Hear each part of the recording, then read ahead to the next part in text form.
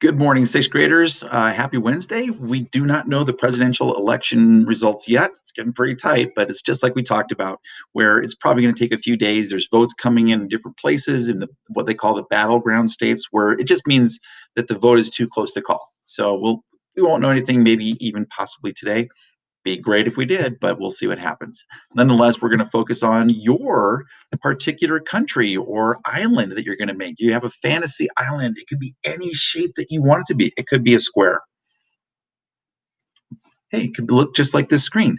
It could be circular. It can be funny shape with lots of different physical features.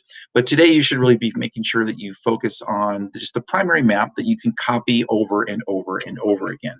So again, a simple drawing. Now this is not a big piece of paper.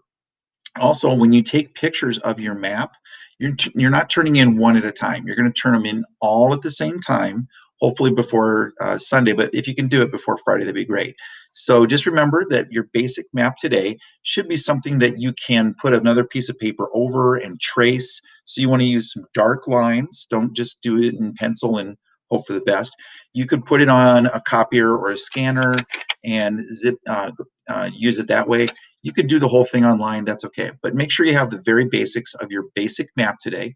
You need three cities and you need a capital. Make sure you have some kind of key that goes along with that about how would I know which one's the capital? How would I know which ones are the basic cities? You've got your scale, you've got your compass rose, you got a title. This one's not done yet. And then you're going to use this over and over and over. So you're going to be making four maps. Just make sure you're clear about that. This is probably already done. Fantastic. So you should be focused on that physical features map, which when you Google it, any physical features map, it's colorful. Okay. Yours doesn't have to be colorful for a physical features map, but this is your chance to really make it interesting. If you do have purple trees, fantastic. I love that. But make sure that there's some kind of key or something like that that might point out what are you trying to show in your map. And the physical features, you should also clearly label what are mountains. So they might look like mountains. You just draw the little, but if it's not labeled mountains, are they mountains or hills? Do you know what they are? Are you thinking that's a river? So make sure that your labels are also clear on there.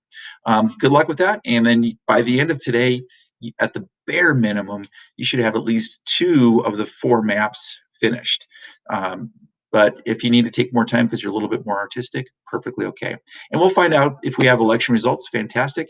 If you do have questions, feel free to email me or to Google chat with me, and I'll try to respond throughout the day during your class period. But there are no office hours. Oh, sorry.